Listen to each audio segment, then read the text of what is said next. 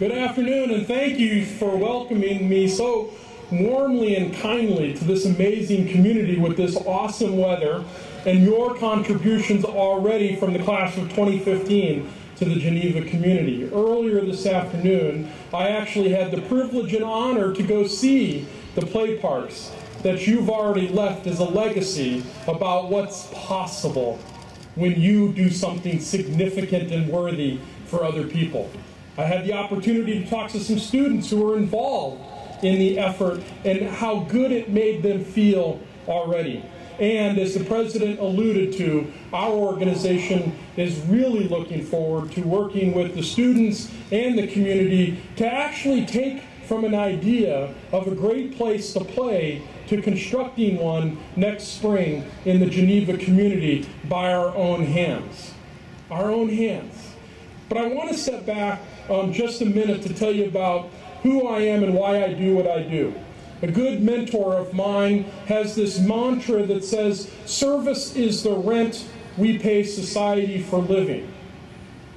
I cashed that check in service because when I was 2 years old, after the birth of my younger sister, my father, who was a cross-country truck driver, left my mother to care for all 8 of the Hammond kids. As valiantly as she tried for 2 years, she just couldn't make it and had several nervous breakdowns. And at the age of 4, I became a ward of the court for them to decide my future. From Jerome, Idaho, we were shipped off to the suburbs of Chicago to a group home called Mooseheart, the Child City. It was a 1,200-acre campus, 500 students who lived on it. And looking back, knowing what I know now, although it was a difficult circumstances which brought us there, what a great opportunity I had on that campus for 14 years to be a student of Mooseheart. It was there when we were participating in sports and seeing that other schools around us were consolidating. We got new uniforms every year. It was there when the band programs of the teams that we were participating or the arts programs at other schools were being eliminated. Mentors and volunteers throughout the country cared for these little kids in this group home to send art supplies and band instruments.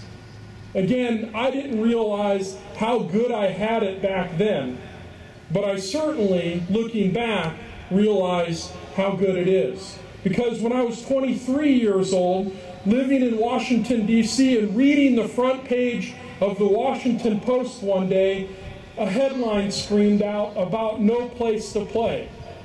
And as I read the article, it was about 2 kids who were 2 and 4 years old, the same age that I was when my father left us and that I went to the group home.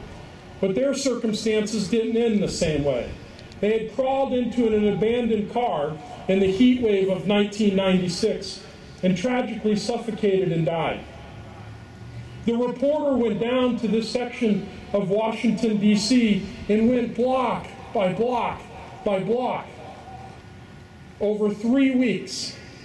And the first time she could find a green patch of lawn, a park, a playground, a basketball court, a swimming pool, was 3 miles from where these kids were living.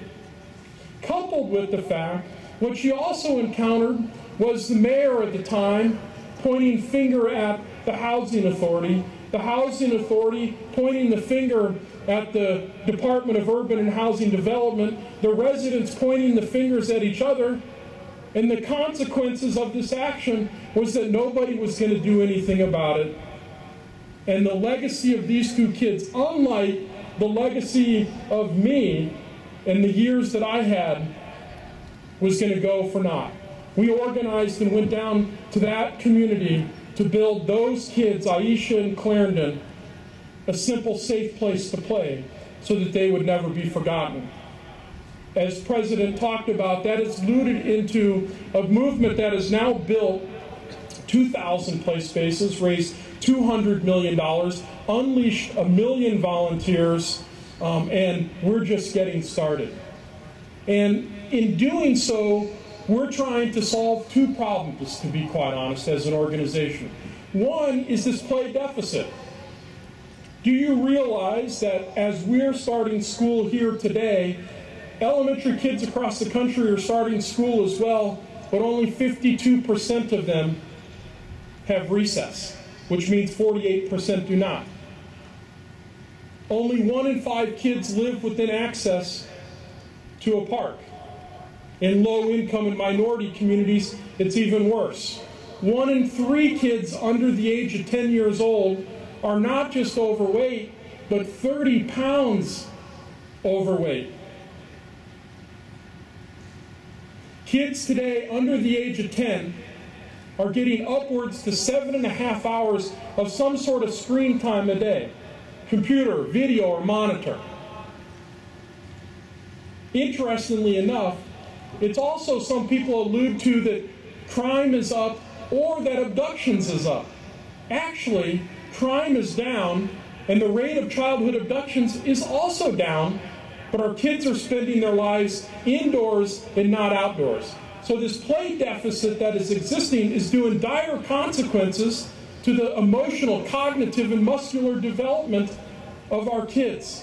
It's through play that kids get the opportunity to socialize, build, create, tinker, and most importantly, have fun.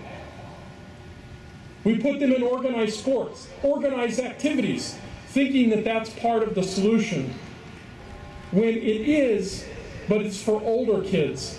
When all we really need to do is to have a cardboard box that says, turn this into a spaceship, a rocket, a dollhouse. It's literally free play in as much as your mind's doing the building, not the toy in and of itself. I can go on and talk about how we built this organization from this power of a small idea and what we learned along the way. But I really want to share some of the experiences as lessons that I've learned, having started this at 23 years old, that may be relevant to some of the students here. Life is a journey, not a race. Don't rush through it, but at one point you actually have to grow up. Bear witness, and I heard that as a theme through all the speakers. Experience it. Things that you like and don't like, try it once. Be Mikey. And you actually may end up liking things that you didn't think you would like. Go out in the community as you've already done, but make a habit of it, not a single occasion for it. You and you alone determine what's significant and worthy. And this is an important point because at 23 years old, building Kaboom, if I had listened to the people who told me that play didn't matter and actually it was nice, not necessary, or that it was a luxury, or that there were better and cheaper ways to build playgrounds than unleashing volunteers, I probably wouldn't be standing here before you today. I chose that it was worthy and significant and used my whole life to pursue this sense of passion and justice. And along the way, the second part of the problem that we've been able to encounter is civic leadership, like Ray Hood in San Antonio, Texas, who lived literally in one of the proverbial communities that her section of the town was right next to the section of the town that was higher income, and a train track ran between the two. And on this side of the railroad tracks is where the playground was. And the parents didn't want the kids from her side of the town to come use this playground. For 2 years, they talked about erecting a fence, and she showed up at every community meeting and fought it. And she lost. What did she do at 72 years old? Build a playground for her own kids that actually happened to be so cool that the kids on this side of the street actually asked to come to their playground. Or Juanita Hatton in Nicetown section of Philadelphia. When Vice President Gore showed up to help her build the playground, it was a monumentous occasion for what a lot of people said was the toughest section of Philadelphia. 2 days later, after the concrete dried, she went across on a Monday morning before going to work, and there was graffiti on her playground that she helped fundraise for construct, and build. She was in a quandary. She wanted to pick up the phone and call me and complain. But what she did was she called in sick that day as an hourly employee. And she grabbed a bucket and scrubbed off the graffiti because, as she told me, she didn't want the kids to see it when they came home from school about what somebody else had done.